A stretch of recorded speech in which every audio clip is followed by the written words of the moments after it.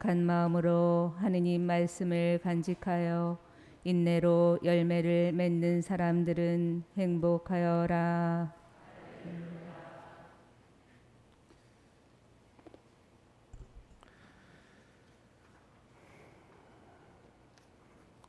주님께서 여러분과 함께 또한 사제의 영과 함께 마르코가 전한 거룩한 복음입니다. 주님 영광 받으소서. 그때 예수님의 이름이 널리 알려져 마침내 헤로데 임금도 소문을 듣게 되었다. 사람들은 세례자 요한이 죽은 이들 가운데에서 되살아난 것이다. 그러니 그에게서 그런 기적의 힘이 일어나지 하고 말하였다. 그러나 어떤 이들은 그는 엘리야다 하는가 하면 또 어떤 이들은 옛 예언자들과 같은 예언자다 하였다. 헤로데는 이러한 소문을 듣고 내가 목을 벤 그 요한이 되살아났구나 하고 말하였다. 이 헤로데는 사람을 보내어 요한을 붙잡아 감옥에 묶어둔 일이 있었다. 그의 동생 필리포스의 아내 헤로디아 때문이었는데 헤로데가 이 여자와 혼인하였던 것이다. 그래서 요한은 헤로데에게 동생의 아내를 차지하는 것은 옳지 않습니다 하고 여러 차례 말하였다. 헤로디아는 요한에게 앙심을 품고 그를 죽이려고 하였으나 뜻을 이루지 못하였다. 헤로데가 요한을 의롭고 거룩한 사람으로 알고 그를 두려워하며 보호해 주었을 뿐만 아니라 그의 말을 들을 때에 몹시 당황해하면서도 기꺼이 듣곤 하였기 때문이다. 그런데 좋은 기회가 왔다. 헤로데가 자기 생일에 고관들과 무관들과 갈릴레아의 유지들을 청하여 잔치를 베풀었다. 그 자리에 헤로디아의 딸이 들어가 춤을 추어 헤로데와 그의 손님들을 즐겁게 하였다. 그래서 임금은 그 소녀에게 무엇이든 원하는 것을 나에게 청하여라. 너에게 주겠다 하고 말할 뿐만 아니라 내가 청하는 것은 무엇이든 내 왕국의 절반이라도 너에게 주겠다 하고 굳게 맹세까지 하였다. 소녀가 나가서 자기 어머니에게 무엇을 청할까요? 하자 그 여자는 세례자 요한의 머리를 요구하여라 하고 일렀다. 소녀는 곧 서둘러 임금에게 가서 당장 세례자 요한의 머리를 쟁반에 담아 저에게 주시기를 바랍니다 하고 청하였다. 임금은 몹시 괴로웠지만 맹세까지 하였고 또 손님들 앞이라 그의 청을 물리치고 싶지 않았다. 그래서 임금은 곧 경비병을 보내며 요한의 머리를 가져오라고 명령하였다. 경비병이 물러가 감옥에서 요한의 목을 베어 머리를 쟁반에 담아다가 소녀에게 주자 소녀는 그것을 자기 어머니에게 주었다. 그 뒤에 요한의 제자들이 소문을 듣고 가서 그의 죽음을 거두어 무덤에 모셨다. 주님의 말씀입니다. 그리스도님 찬미합니다.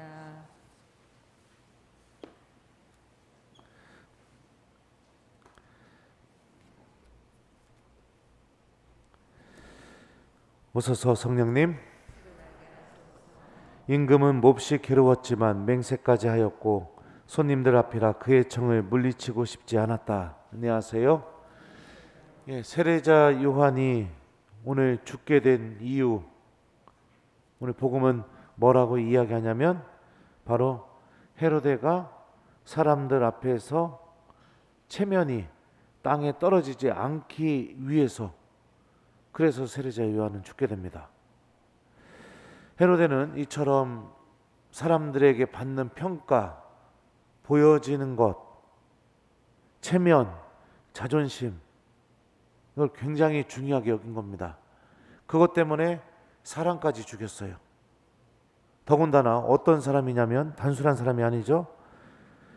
복음서 전반부에 보면 이런 표현이 있습니다. 헤로데가 요한을 의롭고 거룩한 사람으로 알고 그를 두려워하며 보호해 주었을 뿐만 아니라 그의 말을 들을 때 몹시 당황해하면서도 기꺼이 듣곤 하였기 때문이다. 그러니까 헤로데는 세례자 요한을 어떤 사람으로 알고 있었느냐? 거룩한 사람으로 알고 있었습니다. 하느님의 사람이라는 것도 알고 있었고, 그의 입에서 나오는 게 헤로데 자신의 구원을 위해서 주님께서 들려주시는 구원의 말씀이라는 것도 분명히 알고 있었습니다. 그런데 어떡합니까? 체면, 자존심, 사람들에게 받는 평가, 보여지는 내 모습, 그것 때문에 하느님의 사람, 또 하느님의 말씀을 전해주는 세례자 요한을 죽이는 실수를 합니다. 우리들이 삶을 살아가게 되면서 너무 보여지는 것에만, 평가받는 것에만 집착하면은 우리들도 이런 똑같은 실수를 하게 됩니다. 사람들에게는 아주 좋은 사람으로 보여지지만 하느님 앞에서는 아주 형편없는 영혼으로, 자신이 구원을 받는 데 있어서 정말로 무엇을 선택해야 되는지 알고 있으면서도 체면과 자존심 때문에 하느님께 용서도 청하지 못하고 주님께 은총을 청하지도 못하는 그런 불행한 사람이 될 수가 있는 거죠.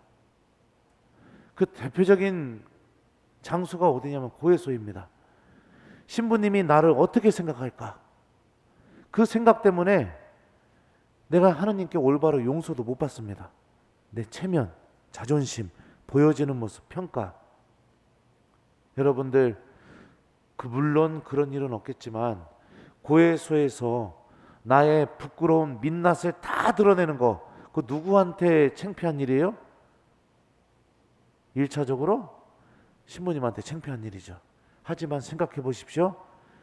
그 체면 때문에, 그 자존심 때문에 하나님한테 용서를 청하지 않게 되면 어떤 일이 벌어지게 될까요? 세상 마지막 날에 모든 사람들이 다 보는 앞에서, 그것도 하느님 앞에서 나의 부끄러운 민낯이 다 드러나겠죠. 그러니까 어디서 여러분들 내 부끄러운 민낯이 드러나는 게 더 좋습니까? 1번 고해소, 2번 하느님과 모든 성인들 앞에서. 몇 번입니까? 예? 예. 잘 생각하셨으면 좋겠습니다. 헤로데처럼 평가받는 거, 내 체면, 보여지는 거, 그것만 쫓다 보면 여러분들 하나님의 은총을 내 스스로 물리쳐버리는 사람이 되는 것입니다. 주님께 은총을 받는 가장 확실한 모습은 뭐냐면 내 자신이 아주 진실해지는 것입니다. 내 자신이 아주 진실해지는 것. 그래서 복음서에서 보면은 세리들, 창녀들, 병자들 다 하느님한테, 예수님한테 구원을 받아요. 왜냐하면 자신의 있는 모습 그대로 다 주님께 보여드리면서 아주 진실하게 다가갔기 때문입니다. 이 체면, 보여지는 거, 이런 것들은요, 기도하지 않는 사람이 기도도 하게 만듭니다. 왜요? 원래 기도할 마음이 없는데도 사람들이 나를 어떻게 생각할까? 내가 이번 주는 주님의 기도 한 번밖에 안 했는데 이거 회합 때 어떻게 얘기하지? 예.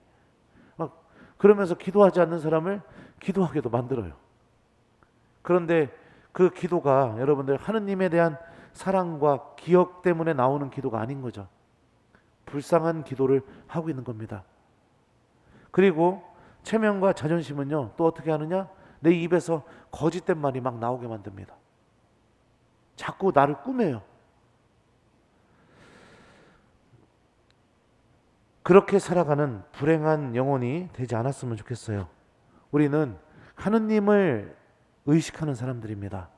하느님의 시선 앞에 내가 어떤 모습으로 놓여 있는지를 바라보면서 살아가는 사람들입니다. 오늘 일독서를 보죠. 그분께서 나는 결코 너를 떠나지도 않고 버리지도 않겠다 하고 말씀하셨기 때문입니다. 그러므로 우리는 확신을 가지고 이렇게 말할 수 있습니다. 주님께서 나를 도와주시는 분이시니 나는 두려워하지 않으리라. 사람이 나에게 무엇을 할 수 있으랴. 나를 떠나지 않으시고 나와 함께 계시고 나에게 도움을 주시는 그 하느님을 기억하면서 살아가는 것이 우리가 구원을 얻는 삶으로 걸어나가는 것이죠. 여러분들은 누구의 시선이 더 중요합니까? 여러분들의 영혼까지 다 들여다보시는 하느님의 시선입니까? 아니면 내 겉모습만 보고 떠들어댈 줄 아는 사람들의 시선입니까? 여러분들은 누구에게 평가받는 게 더 중요합니까? 내 영혼을 구원시켜 주실 수 있는 하느님의 평가입니까? 아니면 겉으로 보여지는 것만 갖고 어쩔 때는 좋았다가 어쩔 때는 나에게 탁 달라붙었다가 금세 나를 버리고 나를 욕하고 나를 떠날 수 있는 사람들의 평가입니까? 주님이 나와 함께 계시다는 것을 기억하면서 항상 하느님의 시선을 기억하고 내가 잘못으로 떨어지게 되거나 하느님으로부터 멀어지게 된다면 항상 하느님께 먼저 다가가 자비와 용서를 청할 줄 아는 신앙인이 되었으면 좋겠습니다. 하느님의 말씀을 감옥에 가둬두시지 마시기 바랍니다. 오늘 헤로데가 세례자 요한 어떻게 했죠? 감옥에 가둬두었죠. 가둬두었고 거기서 나오는 말이 하느님의 말이라는 것도 알고 있었고, 그런데 어떡합니까? 크게 놀라긴 하지만 결국에 헤로데를 움직인 건 사람들의 평가, 보여지는 것, 인정받는 것, 그게 헤로데를 움직였습니다. 이게 하느님의 말씀을 가둬두고 있는 사람들의 모습입니다. 하느님의 말씀이 여러분들을 움직여야겠죠. 여러분들이 구원을 얻기 위해 무엇인가를 하게 만들어야겠죠.